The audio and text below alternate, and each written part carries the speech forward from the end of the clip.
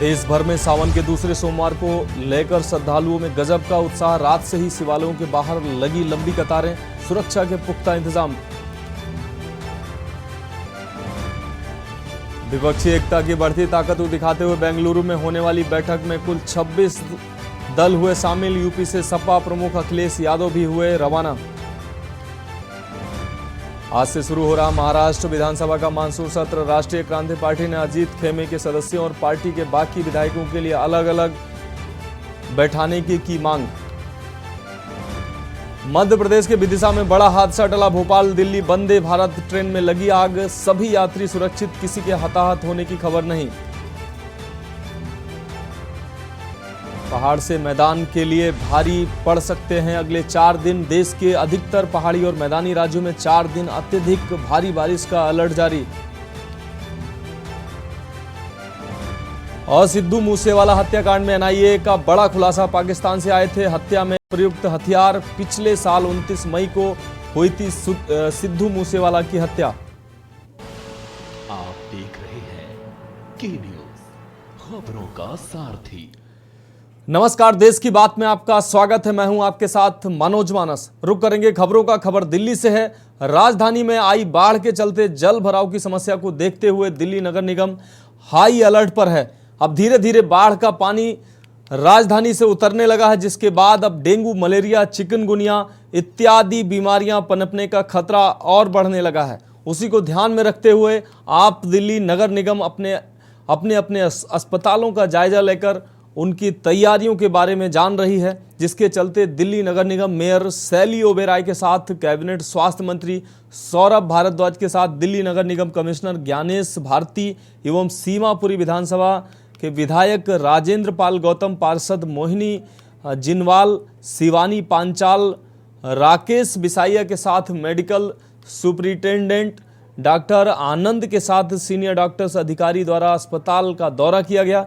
दिल्ली में dengue malaria के case न हो पाएं, वहीं मेयर शैली ओबेरॉय ने कहा कि दिल्ली में डेंगू मलेरिया के केसों को ध्यान में रखते हुए लगातार नगर निगम सजग है। नई दिल्ली में डेंगू मलेरिया के कोई भी केस अभी तक रिपोर्ट नहीं किए गए हैं।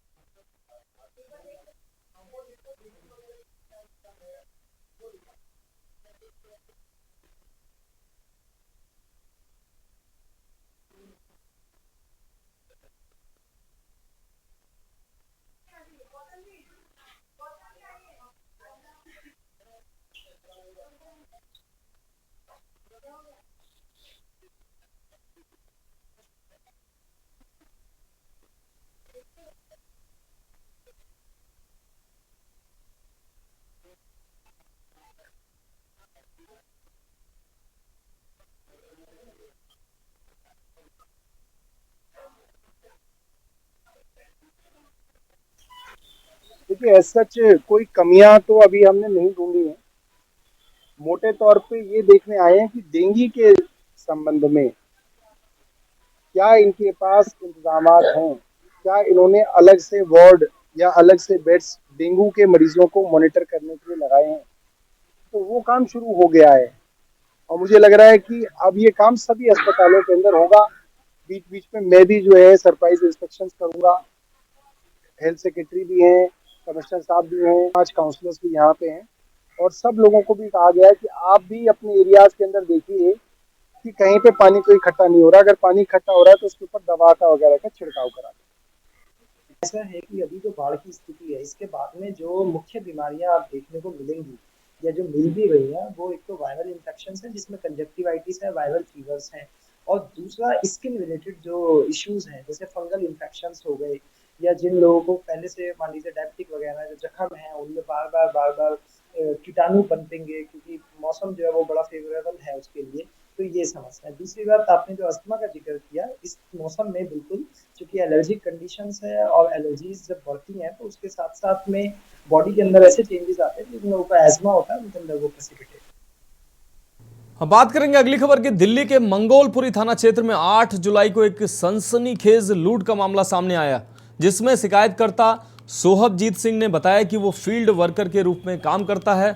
जब वह ड्राइवर परवीन के साथ कंपनी के 65 लाख रुपए पुष्पांजलि एन्क्लेव में छोड़ने के लिए जा रहे थे, तभी अत्याधुनिक हथियारों से लैस 2 हमलावर एक स्कूटी पर आए और उनसे कैश का बैग लूट लिया और हवा में गोली चलाकर फरार हो गए। पुलिस में लखनऊ, यूपी और माउंट आबू राजस्थान भेजी। इसके बाद पुलिस टीम ने लखनऊ से आरोपी को गिरफ्तार कर लिया। जांच के दौरान आरोपी की पहचान रणबीर दहिया के रूप में हुई। पूछताछ के दौरान आरोपी ने दूसरे आरोपी का नाम अंकुर बताया, जिसके बाद दूसरी टीम ने दूसरे आरोपी को भी माउंट आबू से गिरफ्तार कर लिया।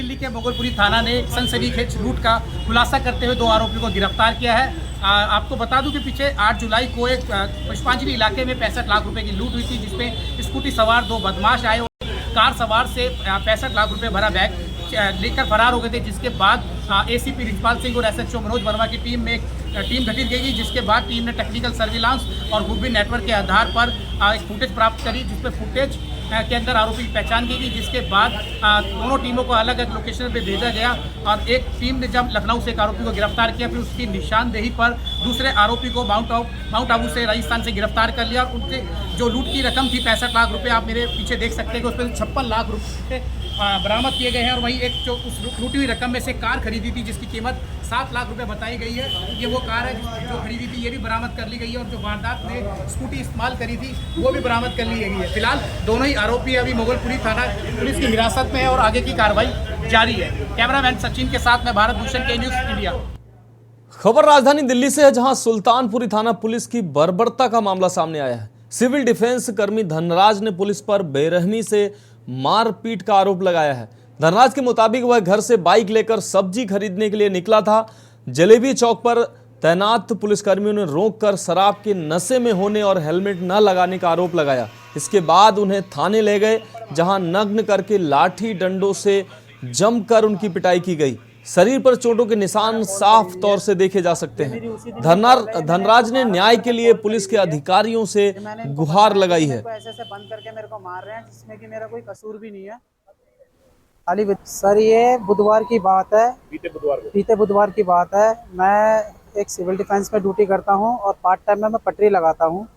तो उस दिन बारिश का समय था, बारिश हो रही थी, मेरे कुछ फ्रेंड भी आए हुए थे, तो मैं दुकान नहीं लगा पाया था। तो हमने कुछ थोड़ी बहुत ड्रिंक कर ली थी और ड्रिंक करके मैं सब्जी लेने के लिए जा रहा था। तो रास्ते में इधर जलेबी चौक के पास बैरिकेड पे सुल्तानपुरी पुलिस वालों ने मेरे को रोक लिया और मेरी स्कूटी मेरे से छीन ली। मैं विदाउट हेलमेट था, मेरा बैग रखा होता है स्कूटी पे। इन्होंने मेरी स्कूटी छीन ली और मुझे थाने में दूसरी बाइक पे बैठाल के लिया है और मेरी स्कूटी भी यहीं पर ही लिया है और यहाँ पर लाके मेरे को मारा और फिर मेरे को जाने के लिए बोले मार पिटाई करके। मैं इनसे अपनी स्कूटी मांग रहा था तो इन्होंने मेरे को मतलब कि यूँ तो बोला नहीं कि भाई तेरी स्कूटी कल मिल जाएगी तो अभी जा। तो मैं होपलेस हो गया, मैं डर गया क्योंकि मेरी स्कूटी और बैग इनके पास था।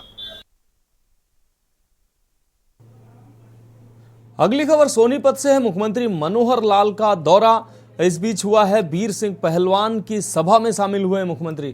आपको बता दें, सैकड़ों कांग्रेसियों ने थामा भाजपा का हाथ। इस दौरान सीएम ने सभी को भाजपा में शामिल कराया है। तो सोनीपत से अहम खबर आपको दिखा रहे हैं। मुख्यमंत्री मनोहर लाल खट्टर का अहम दौरा इस बीच हुआ है। वीर सिंह पहलवान की सभा में मुख्यमंत्री शामिल हुए हैं, जिसमें तमाम गैर भाजपाई सैकड़ों कांग्रेसियों ने भाजपा का दामन थामा है। आपको बता दें, सीएम ने सभी को भाजपा की सदस्यता दिलाई है। सोनीपत से अहम खबर आपको दिखा रहे हैं। मुख्यमंत्री मनोहर लाल खट्टर का सोनीपत दौरा हुआ है। वीर सिंह पहलवान की सभा में शामिल हुए मुख्यमंत्री। आपको बता दें, सैकड़ों कांग्रेसियों ने बीजेपी का हाथ थामा इस दौरान।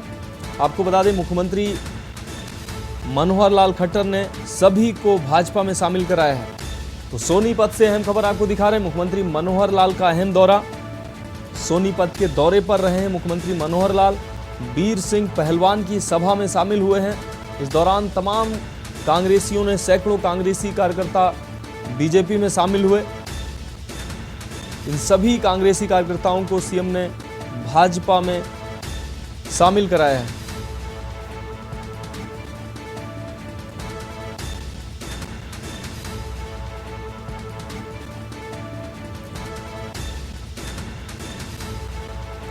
तो सोनीपत से अहम खबर आपको दिखा रहे हैं। मुख्यमंत्री मनोहर लाल खट्टर एक अहम सभा में शामिल हुए हैं, जहां सैकड़ों की संख्या में कांग्रेसी भाजपा में शामिल हुए हैं, जिनको सीएम ने सभी को भाजपा में शामिल कराया है। तो मुख्यमंत्री मनोहर लाल का सोनीपत दौरा,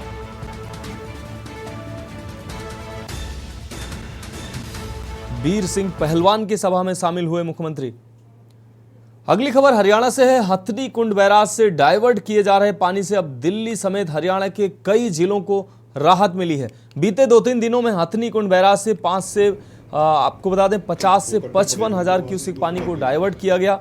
यमुनानगर सिंचाई विभाग के सुपरिंटेंडेंट इंजीनियर RS मित्तल ने बताया कि अब पानी का स्तर नीचे आया है। उन्होंने कहा कि यूपी की तरफ 1800 क्यूसेक पानी धकेला जा रहा है, जबकि हरियाणा की तरफ 14,500 क्यूसेक पानी डाइवर्ट किया जा रहा है। आगे उन्होंने कहा कि आने वाले 12 घंटे राहत भरे रहने वाले हैं, क्योंकि हिमाचल के ऊपरी इलाके में फिलहाल बारिश नहीं हुई है।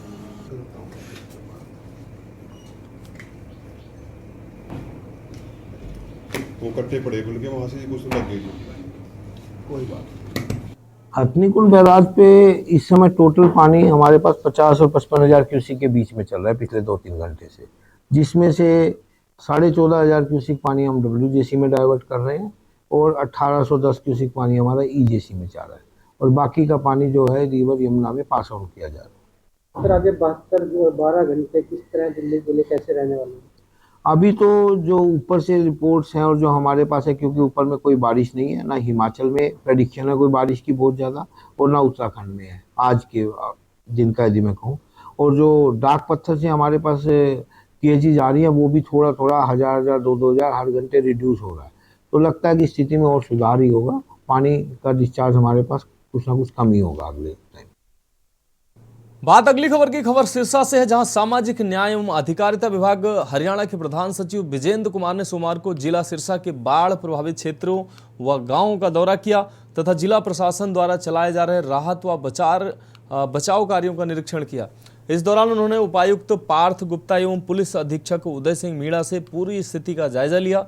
विजेंद्र कुमार ने उपायुक्त व पुलिस अधीक्षक के साथ गांव मुसई वाला, फरवाई खुर्द, सराहनी, खरेका, मीरपुर, अहमदपुर, धनूर व O2 हेड तक दौरा किया तथा तटबंधों की मजबूती के लिए किए जा रहे कार्यों तथा प्रबंधों को देखा। जिला प्रशासन द्वारा ग्रामीणों के सहयोग से किए जा रहे बाढ़ नियंत्रण व बचाव कार्यों पर संतुष्टि जाहिर की।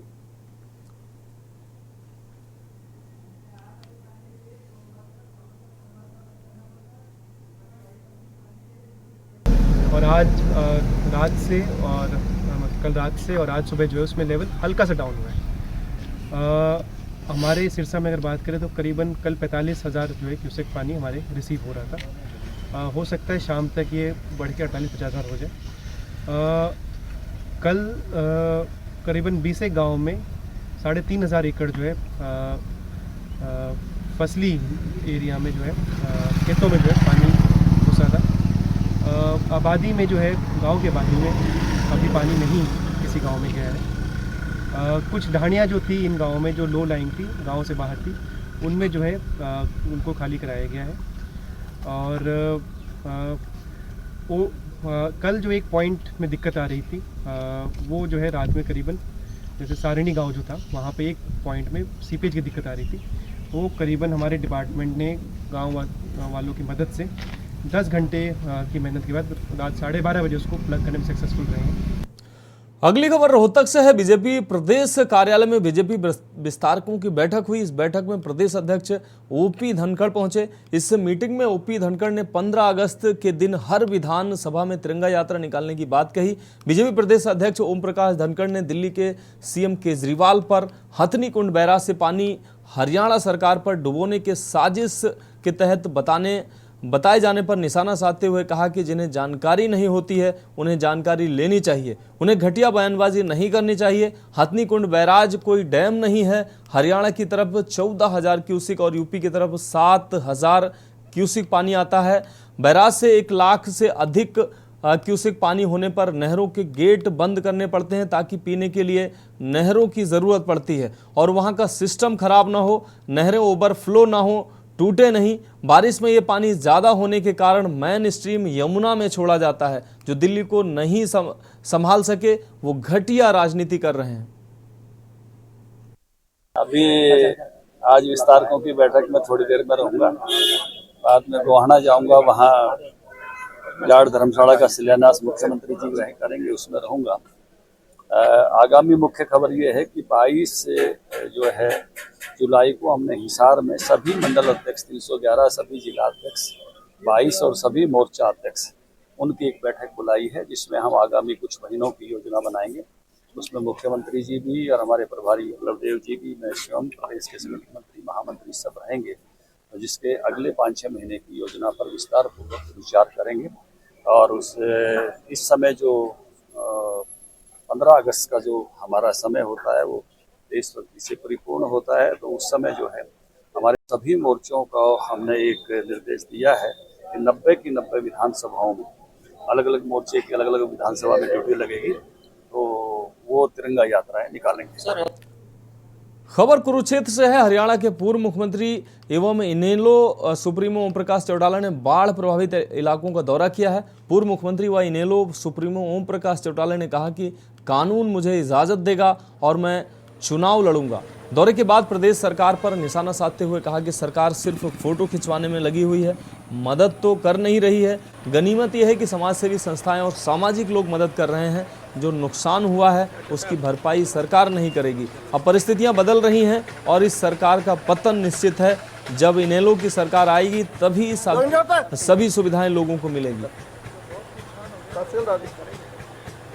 7 फुट पानी चले जी, सड़क के ऊपर 4-4 फुट पानी से करवाई थी जो पॉपुलर से, उसके बाद तो हाथ ही नहीं लगाया। उसके बाद ना कांग्रेस की सरकार ने कुछ किया नहीं। 19 साल ग्राउंड लेवल का काम हुआ। बहुत नुकसान है, फसल तो रही नहीं, खत्म हो गई, लेकिन घरों में पानी चला गया, उन घरों का बड़ा नुकसान हो गया। लोगों का सारा सामान रह गया, खाने का कोई प्रबंध नहीं है। सरकार की तरफ से तो आके फोटो तो खिंचवा लें, लेकिन कोई मदद नहीं की। ये तो गनीमत ये है कि लोग ठीक हैं, लोग मदद कर रहे हैं। आप कुरुक्षेत्र आए हैं, आपने खुद आंखों देखा, हाल देखा है, पूरा गांव डूब गया है। मैंने तो देखा है सारा, जो नुकसान हो गया उसकी भरपाई सरकार ने तो नहीं करनी, लेकिन परिस्थितियां बदल रही हैं। इस सरकार का पतन निश्चित है, और जब हमारी सरकार आएगी तो फिर आपको सारी सुविधाएं मिलेंगी। चौटाला साहब, कुरुक्षेत्र के साथ साथ अंबाला भी डूबा, कई हरियाणा के कई इलाके डूब गए हैं, एक दो नहीं कई दर्जनों से ज्यादा इलाके डूब, कई जिलों में नुकसान हुआ है। चलो तो हम देख रहे हैं सारा, हमारी सरकार बढ़ा दो, फिर सारे नुकसान हम कवर करेंगे। रुक करेंगे अगली खबर का। कुरुक्षेत्र में बारिश से आई बाढ़ ने खूब तबाही मचाई है, जिस कारण लोगों को काफी आर्थिक नुकसान का भी सामना करना पड़ा है। किसानों की हजारों एकड़ फसल बाढ़ की वजह से खराब हो चुकी है, जिस कारण किसानों पर आर्थिक संकट भी मंडरा रहा है। लेकिन पेहवा के किसानों ने बाढ़ से प्रभावित किसानों के साथ खड़े होने की ठानी है और किसानों के लिए 5 एकड़ में खड़ी धान पर ट्रैक्टर चलाकर बाढ़ से प्रभावित किसानों के लिए धान की पनीरी बीजने का काम किया है, ताकि जब किसानों के खेतों से पानी कम हो तब किसान अपनी फसल फिर से लगा सकें।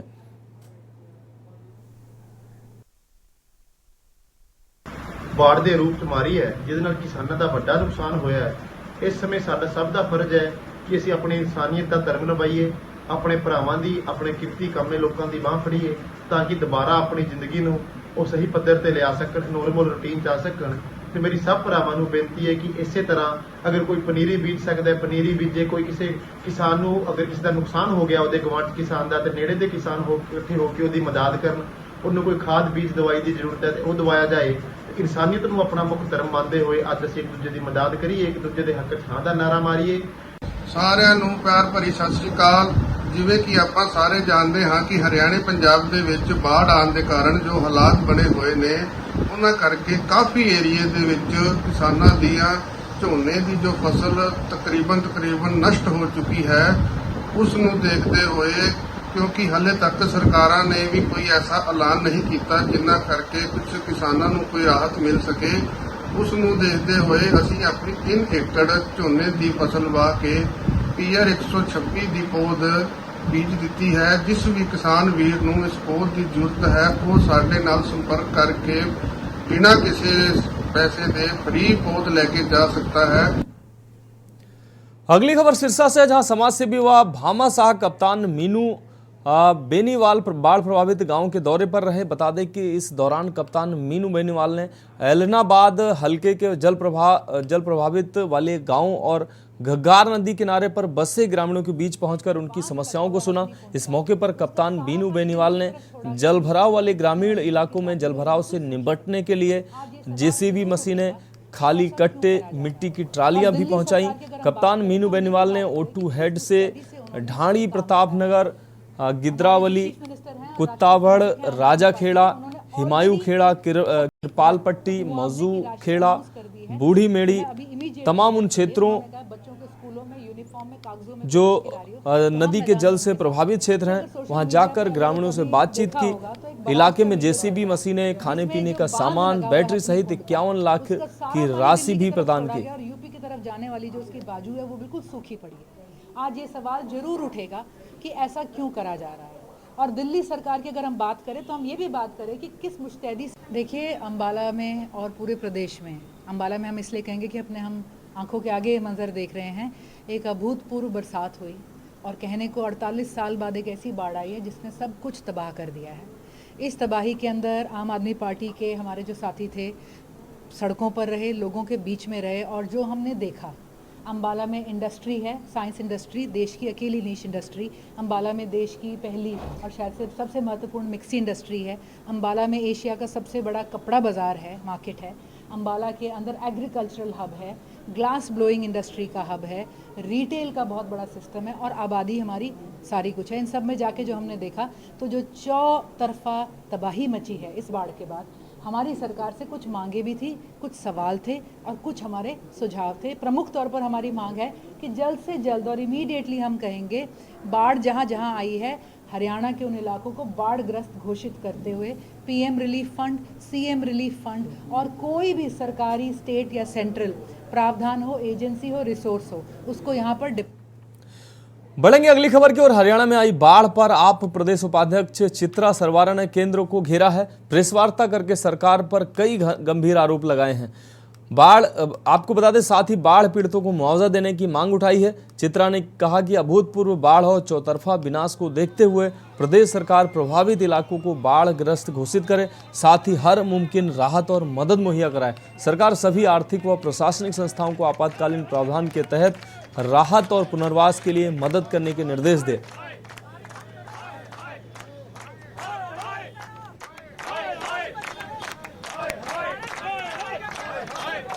समस्या पूरे गुड़गांव में है।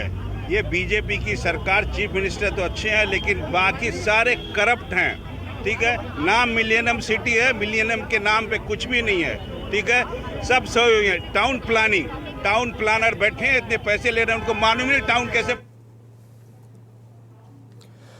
बात करेंगे अगली खबर के। गुड़गांव के सुशांत लोक के निवासियों ने आज विरोध प्रदर्शन किया है। यह विरोध प्रदर्शन सुशांत लोक से शुरू होते हुए हुड्डा सिटी सेंटर तक पहुंचा है और लोगों ने हुड्डा सिटी सेंटर चौक पर धरना भी दिया है।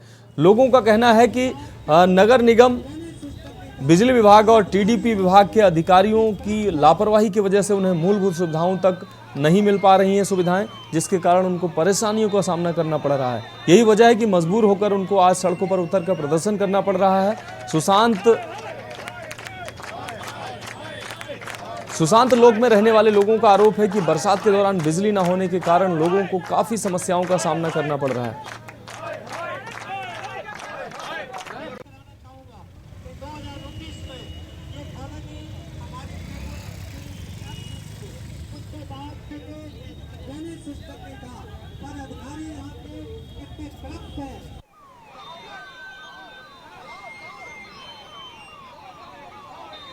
समस्या पूरे गुड़गांव में है।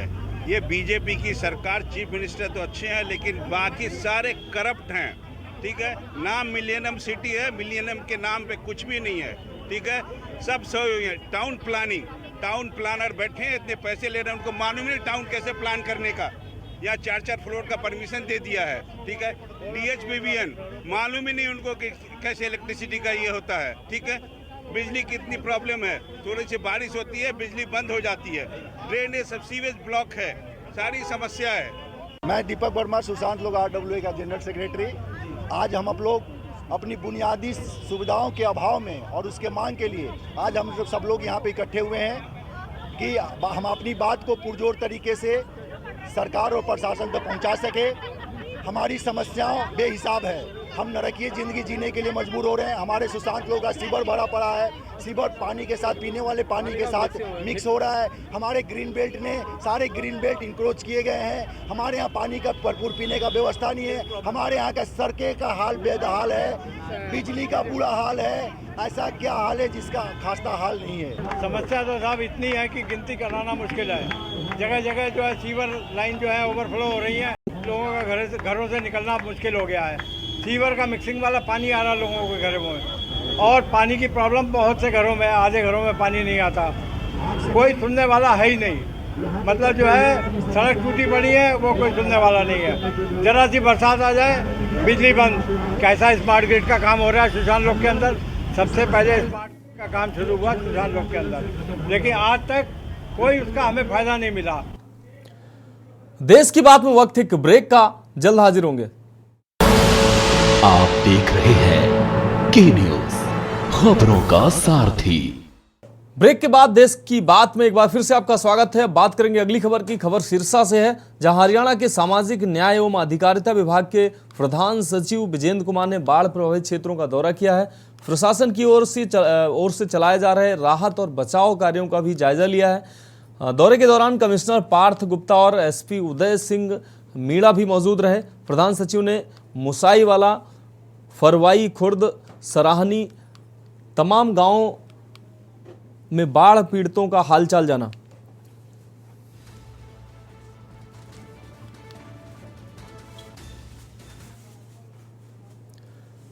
अगली खबर पलवल से है, जहां सीएम फ्लाइंग टीम ने GST चोरी का बड़ा खुलासा किया है। आपको बता दें, टीम ने गदपुरी टोल प्लाजा के पास से 2 ट्रकों को पकड़ा है, जो दिल्ली से परचून के सामान के साथ ही तंबाकू उत्पाद उत्तर प्रदेश के आगरा की तरफ अवैध रूप से ले जा रहे थे। टीम ने दोनों ट्रकों पर 8 लाख रुपए का जुर्माना भी लगाया।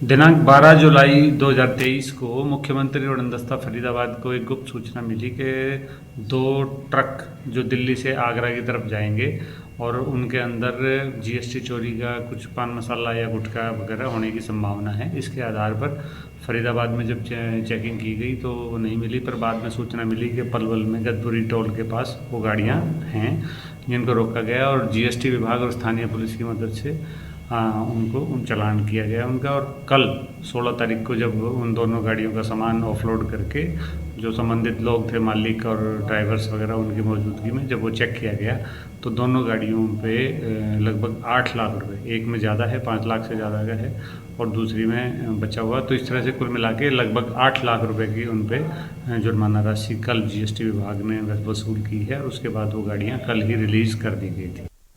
अगली खबर फरीदाबाद के बल्लभगढ़ से है, जहां कांग्रेस विधायक नीरज शर्मा ने प्रेस वार्ता करके नगर निगम के 200 करोड़ के घोटाले की जांच सार्वजनिक करने की मांग उठाई है। बताया जाए कि किस किस अफसर ने निगम के ठेकेदार के साथ मिलकर घोटाला किया है।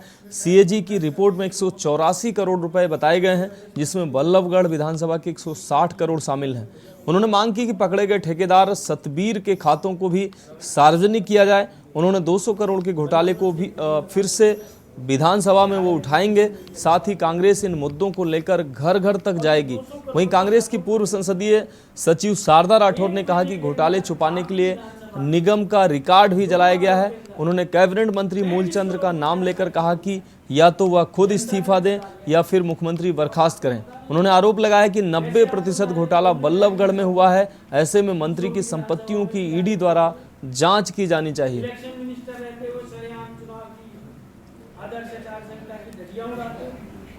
नहीं, बल्लभगढ़ में निगम निगम का 200 करोड़ को काम नहीं हुआ। एक जिस बात की विधायक जी कह रहे हैं, मेरे तो PWBNR से, इरीगेशन से, दूसरे महकमों से काम है या HSPP थे। एक तो सबसे बड़ा है कि मेरे यहाँ 200 करोड़ को काम नहीं हुआ, जिस बात की विधायक जी कहते हैं। आप मुझे एक एक विधानसभा बताएं किस किस विधानसभा में काम हुआ जिसकी बात करते हैं। वार्ड नंबर 38 और 40 की वार्ड नंबर 38 में 10 करोड़ 20 करोड़ का टोटल काम हुआ है बड़े वार्डों में। वो सीधे सीधे आरोप ये है कि नहीं, मैं कह रहा हूँ जब काम ही वार्ड नंबर 38 में इतना को है, बताया ना पर कहाँ है। पहले ही चंडीगढ़ में एक दिन पहले था, शाम को मुख्यमंत्री का भोजन था, उससे सभी विधायक थे। मैं उस दिन किसी के साथ में अपनी गाड़ी गया। एक ये लोग उनके हैं जिनकी परंपराएं रही हैं, वो परंपरा के लोग करते हैं। मैं पहले ही चंडीगढ़ मौजूद था, ना मेरे घर का गया ना मेरे परिवार गया, मेरे अपने लोग से गए। सतवीरा ठेकेदार ने निकाले, उनमें से लगभग 150 करोड़ रुपया सिर्फ और सिर्फ बल्लभगढ़ विधानसभा का गया है। और अभी हमारी रिसर्च टीम ने 2 वार्डों की रिसर्च करी, 38 और 40 की। सिर्फ 1 महीने के अंदर 35 करोड़ रुपया उन 2 वार्डों में गया। मेरा प्रश्न है यहाँ के मंत्री जी से, स्थानीय विधायक से, कि आपकी इतनी सजगता थी, उसके रहते हुए इस तरीके के घोटाले कैसे हुए? आप चुप कैसे हैं? सतवीरा के अकाउंट सार्वजनिक किए जाएं कि अभी तक 3 गाड़ियां बरामद हुई हैं। टोटल कितनी गाड़ियां उसके अकाउंट से खरीदी गई, वो गाड़ियां कहां गई, किसने चलाई, किसने इस्तेमाल की, वो गाड़ियां कहां खड़ी हैं? सतवीरा किसकी सर पर? घोटाला तो वैसे अभी तक 200 करोड़ की बात चल रही थी। मेरा मानना है कि 200 करोड़ से कहीं ज़्यादा है, क्योंकि रिकॉर्ड जलाया गया और बार बार सही तथ्य पेश नहीं किए गए, सही जांच नहीं की गई।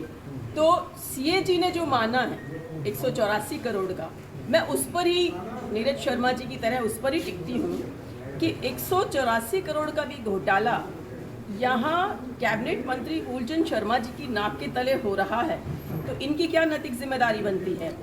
अगली खबर रोहतक से है, जहां मां बाप का इकलौता बेटा लापता हो गया है। परिवार वालों ने बताया कि 2 थानों के चक्कर लगा चुके हैं, लेकिन पुलिस उचित कार्रवाई नहीं कर रही है। आपको बता दें कि रोहतक जिला के गांव सिंहपुरा कला निवासी राजेश ने पुत्र को, आपको बता दें, पुलिस को दी शिकायत में बताया कि दोपहर 12:30 बजे उसके बेटे का मोबाइल फोन, मोटरसाइकिल व कपड़े बाहर गांव के बाहर के पास जवाहरलाल नेहरू कैनाल के पास मिले। सूचना पाकर मौके पर ग्रामीण पहुंचे, लेकिन वहां पर उसका बेटा नहीं मिला। इस बारे में पुलिस को सूचना दी गई, लेकिन अब तक पुलिस ने कोई कार्रवाई नहीं की है। हमारा बच्चा लापता है। सिंहपुरा के सरपंच सुमित ने बताया कि रवि गुम होने के बाद वह पहले थाना अकबरपुर में गए और बाद में अर्बन स्टेट थाने में भी गए, लेकिन दोनों थानों की पुलिस ने परिवार वालों को धक्के खिलाए और कोई भी कार्रवाई नहीं की। ग्रामवासियों के साथ आज CTM और SP साहब से मिलने के लिए आए हैं। हमारे गांव के मास्टर जी के लड़के 15 तारीख को सुबह 11 बजे घर से रोहतक के लिए आए थे, जो कि उनके फ़ोन रात को मिला के देखा मास्टर जी ने 8 बजे, लेकिन फ़ोन नहीं मिला उनका। तो 16 तारीख को हमारे पास कॉल आती है अर्बन स्टेट्स के राजेश संजय ASI का कि भाई आपकी बाइक JLN पे खड़ी है। तो हम सभी ग्रामवासी JLN पे पहुँचे, तो वहाँ पर पहुँचकर देखा और देखने के बाद हम अर्बन स्टेट पहुँचे। बढ़ेंगे अगली खबर की ओर। हरियाणा के सिरसा जिले से एक बेहद ही दुखद खबर सामने आई है।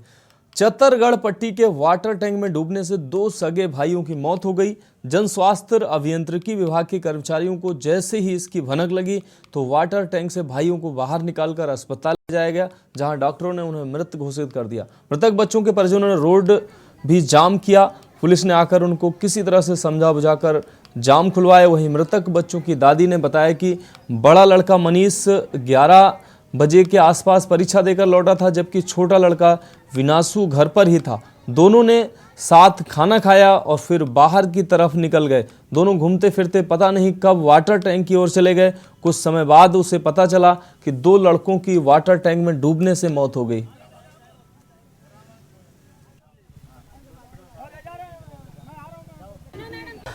मेरा नाम बीना।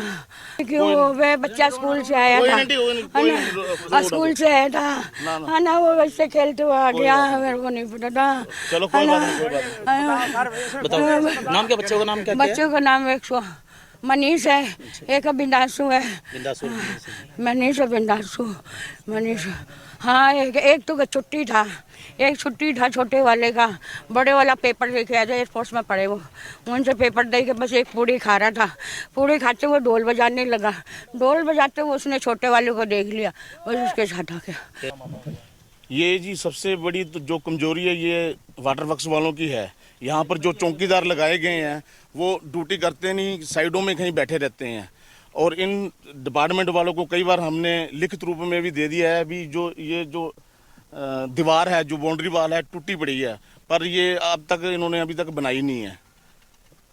तो मैं तो प्रशासन की ही इसको कमजोरी और ये नाकामी है। सर ये देखिए घर वालों के लिए तो बहुत दुखदायक खबर है, बट ये है चीज़ है भी आगे ध्यान देना चाहिए। देखिए आप बाउंड्री देख सकते हैं, चारों साइड से ये पूरी टूटी पड़ी है, शासन प्रशासन कुछ नहीं कर रहा है। बाकी वाटर वर्क्स वालों को ध्यान देना चाहिए इसके बारे में। और ये चलो जी बच्चे हैं, बहुत छोटे छोटे बच्चे थे, या तो स्कूल में शायद एडमिशन थे, और मैं चाहता हूँ कि आगे ये ऐसे घटना ना हो, तो इस वजह से आपको ये पहले से ध्यान देना चाहिए।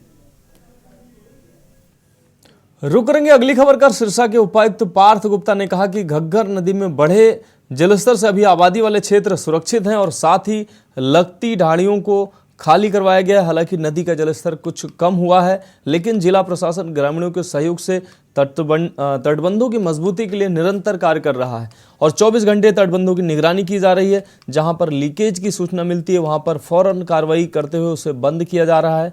पार्थ गुप्ता सोमवार को बाढ़ बचाव कार्यों का निरीक्षण करने के दौरान पत्रकारों से बातचीत कर रहे थे। पुलिस अधीक्षक उदय सिंह मीणा ने कहा कि गांव सहारनी के पास तटबंध पर पानी के ओवरफ्लो की स्थिति बन गई थी, जिस कारण करीब 10 घंटे तक दिन और रात ग्रामीणों और प्रशासन द्वारा मिट्टी डालने का कार्य किया गया।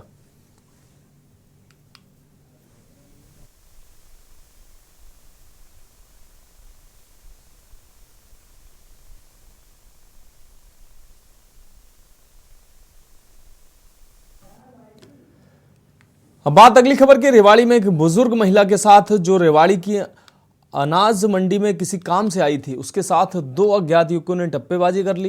पहले तो महिला को राम राम बोला और कहा कि वह मां दुर्गा की परम भक्त हैं, उसे मां दुर्गा की उपासना करनी चाहिए। बातों में आकर उस बुजुर्ग महिला ने अपने कानों के सोने के झुमके व पैसे वाला पर्स उन दोनों युवकों को दे दिया। इसके बाद वह युवक वहां से रफू चक्कर हो गए। सूचना के बाद मौके पर पहुंची पुलिस जांच में जुटी हुई है, लेकिन आरोपियों का कोई सुराग नहीं मिला है अभी तक।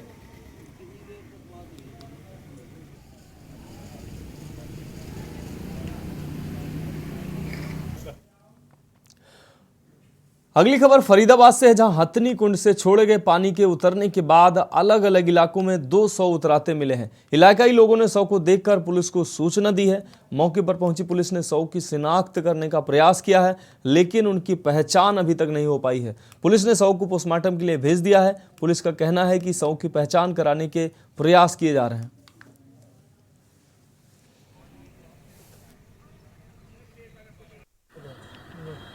बाबा नाम क्या है आपका? मेरा नाम वीरपाल है जी। वीरपाल जी कौन है ये मृतक, क्या नाम है उनका? अजीत है जी। बेटे हैं आपके? मेरे बेटा है जी, बड़ा। कितनी उम्र है लगभग? ये 26 साल की। 26 साल के। क्या हुआ, कैसे मौत हुई उनकी, पता चला बात?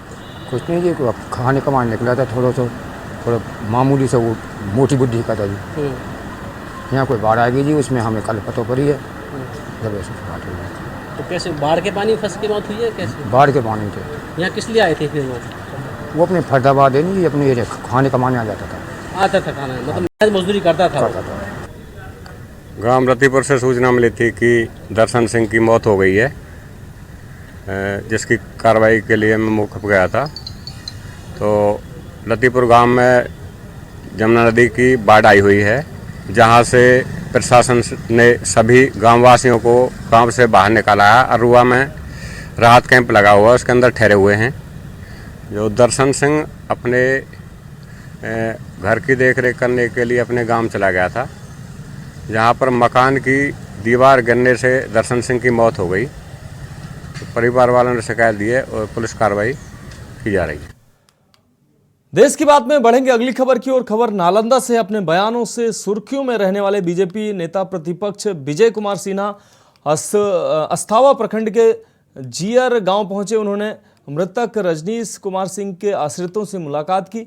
गौरतलब है कि पिछले 7 जुलाई को रजनीश कुमार सिंह की शराब माफियाओं की मुखबिरी के शक में गला रेतकर निर्मम हत्या कर दी गई थी। नेता प्रतिपक्ष विजय कुमार सिन्हा एक बार फिर शराबबंदी को लेकर मुख्यमंत्री नीतीश कुमार पर निशाना साधते नजर आए।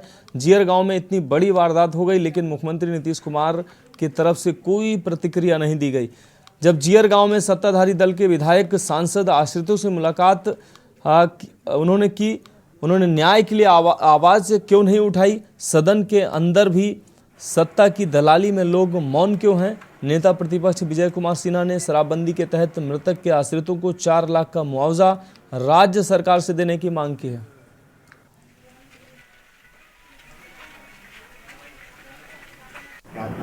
देखिए, इतने गरीब लोग और सरकार की मानसिकता, एक तरफ दारूबंदी के पक्ष में अभियान चलाएंगे, दूसरे तरफ दारू का विरोध करने वाले की हत्या होने पर मौन रहेंगे, कोई प्रतिक्रिया नहीं। उनके विधायक आए थे यहाँ, विधायक जी आए, बस वो ऐसे करके चले गए। सत्ताधारी दल के लोग आए हैं तो न्याय के लिए क्यों आवाज नहीं उठाए? ये सदन चला, सदन के अंदर क्यों चर्चा नहीं किए? बढ़ेंगे अगली खबर की ओर। बेंगलुरु में 26 दलों के जुटान पर पूर्व केंद्रीय मंत्री आरसीपी सिंह ने चुटकी ली है। कहा कि महागठबंधन के नेताओं का महाजुटान जरूर हो रहा है, लेकिन सभी नेता पूरी तरह से डिमोरलाइज हैं। शरद पवार को लेकर मंत्री आरसीपी सिंह ने कहा कि वो अपनी टूटती हुई पार्टी को लेकर पूरी तरह से डिमोरलाइज हैं। दिल्ली के मुख्यमंत्री अरविंद केजरीवाल बाढ़ की तबाही को लेकर पूरी तरह से डिमोरलाइज हैं। उसी तरह पश्चिम बंगाल की मुख्यमंत्री ममता बनर्जी भी पूरी तरह से हतोत्साहित हैं। बिहार के भी नेताओं का यही हाल है। मुख्यमंत्री नीतीश कुमार खुद की पार्टी में बगावत के सुरों से असहज महसूस कर रहे हैं। जब एक मंच पर इतने डिमोरलाइज नेता इकट्ठे हो वह कैसे किसी समर को जीत सकते हैं? मुख्यमंत्री नीतीश कुमार बिहार में लोगों को लिट्टी चोखा खिलाने के बाद मुख्यमंत्री नीतीश कुमार बेंगलुरु की इडली डोसा खाने गए हैं। इससे ज़्यादा कुछ और नहीं होने वाला है। देखिए, जितने लोग वहाँ इकट्ठा हो रहे हैं, जिसको आप जुटान बोल रहे हैं, उनमें जितने नेता हैं, एक एक करके सबका देखिएगा तो सब लोग डिमोरलाइज्ड हैं। आप शुरू करिए। तो सबसे बड़े नेता महागठबंधन के माने जाते हैं आदरणीय शरद पवार जी, क्या स्थिति है? उनकी पार्टी टूट चुकी है, तो पूरी तरह से डिमोरलाइज्ड है। दिल्ली में ले लीजिए, दिल्ली के मुख्यमंत्री जी आदरणीय अरविंद केजरीवाल, जरा सोचिए जी, दिल्ली में किस प्रकार की तबाही मची है। दिल्ली की जनता उनसे अपेक्षा करती है कि भाई यहाँ रह करके हम लोग की सेवा करें, और अरविंद जी गए हुए हैं कहाँ? तो बेंगलुरु। तो उनको क्या लग रहा होगा? उनमें डिमोरलाइज्ड है बिल्कुल पूरी तरह से। उनके कई साथी जो हैं जेल के अंदर हैं, तो वो भी डिमोरलाइज्ड है। आप चलिए कलकत्ता, कोलकाता में क्या हाल है? ममता बनर्जी भी डिमोरलाइज्ड है। आप वहीं देख लीजिए, साउथ में चलिए, बगल में तमिलनाडु, उनके जो स्टालिन साहब हैं वो खुद डिमोरलाइज्ड। खबर नवादा से है, जहां NH 20 पर निर्माणाधीन 4 लेन पर पचगावा गांव के समीप फ्लाईओवर के पास 2 वाहनों की टक्कर में ऑटो पर सवार 1 दर्जन यात्री गंभीर रूप से जख्मी हो गए, जिसके बाद आसपास रह रहे लोगों के सहयोग से सभी घायलों को इलाज के लिए सदर अस्पताल में भर्ती कराया गया, जहां चिकित्सकों ने प्राथमिक उपचार के बाद 5 घायलों को चिंताजनक स्थिति में विम्स पावापुरी रेफर कर दिया। बाकी का इलाज चल रहा है। आज सुबह तकरीबन 10 बजे जो है पचगांव NH 20 पचगांव पास फ्लाईओवर है, उस पर एक्सीडेंट हुआ।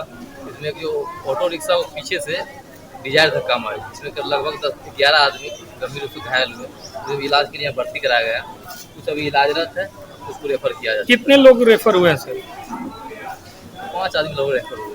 तो ऑन पेपर 2 है, बाकी कुछ जल्दबाजी में लेके निकल गई। एक मरने की बात सामने आ रही है।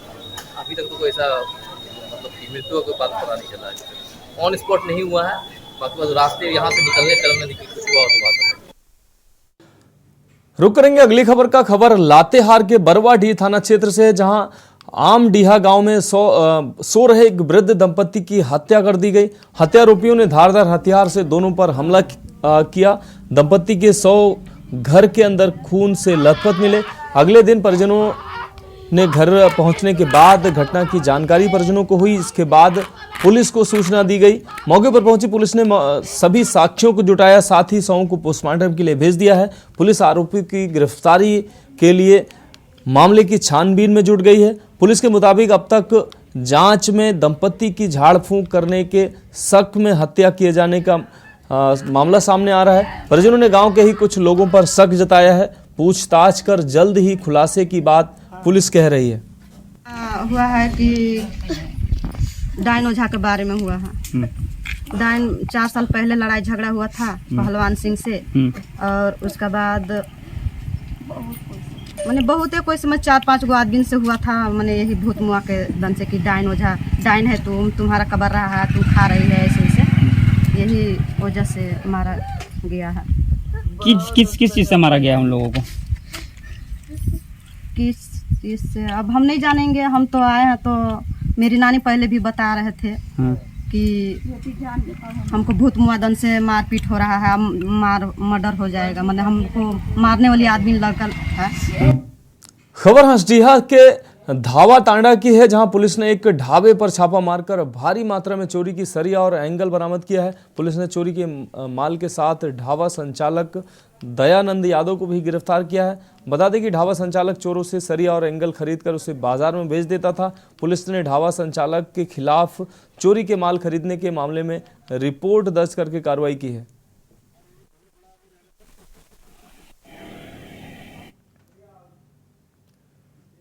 देश की बात में अगली खबर राजनांदगांव से है। राजनांदगांव शहर के कॉलेज के समीप विवेकानंद जी की मूर्ति के अनावरण कार्यक्रम को संपन्न किया गया। मानव जाति के उत्थान और 1893 में विश्व धर्म संसद में हिंदू धर्म के प्रचार जैसे महान कार्य करने वाले युवाओं के पथ प्रदर्शक श्री रामकृष्ण परमहंस के महान अनुयायी स्वामी विवेकानंद जी का कमला कॉलेज के समीप मूर्ति का अनावरण कार्यक्रम रखा गया।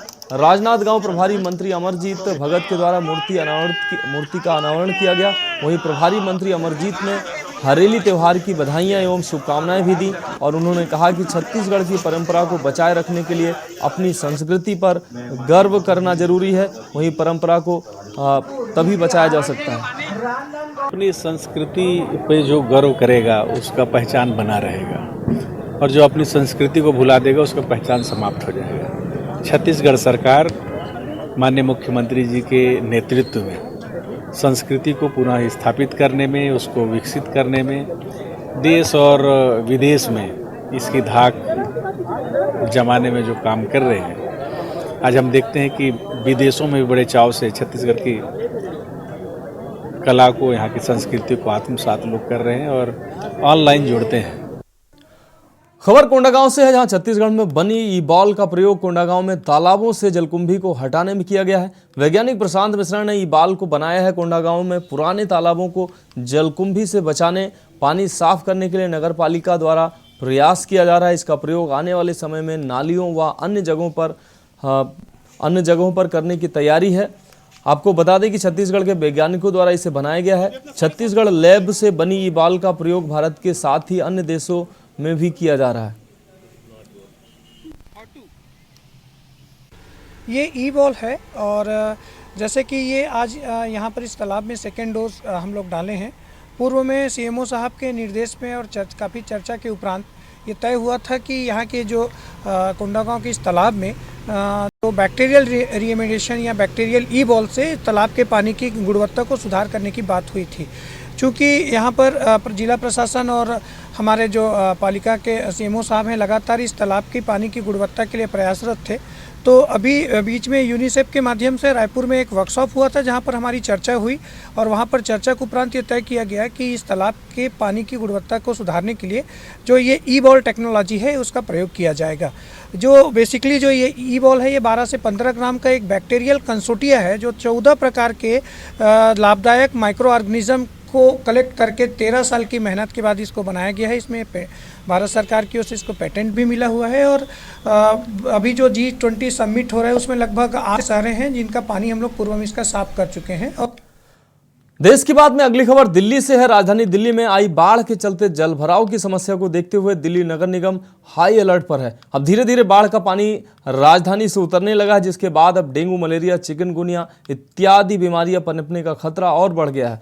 उसी को ध्यान में रखते हुए आप दिल्ली नगर निगम अपने अपने अस्पतालों का जायजा लेकर उनकी तैयारियों के बारे में जान रही है, जिसके चलते दिल्ली नगर निगम मेयर शैली ओबेरॉय के साथ कैबिनेट मंत्री सौरभ भारद्वाज के साथ दिल्ली निगम कमिश्नर ज्ञानेश भारती एवं सीमापुरी विधानसभा के विधायक राजेंद्र पाल गौतम, पार्षद मोहिनी जिनवाल, शिवानी पांचाल, राकेश बिसाइया के साथ मेडिकल सुपरिटेंडेंट डॉक्टर आनंद के साथ सीनियर डॉक्टर्स अधिकारी द्वारा अस्पताल का दौरा किया गया। दिल्ली में डेंगू मलेरिया के केस न हो पाए, वहीं मेयर शैली ओबेरॉय ने कहा कि दिल्ली में डेंगू मलेरिया के 100 को ध्यान में मलेरिया के मरीजों को ध्यान में रखते हुए लगातार नगर निगम सजग है। नई दिल्ली में डेंगू मलेरिया के कोई भी केस अभी तक रिपोर्ट नहीं हुए हैं।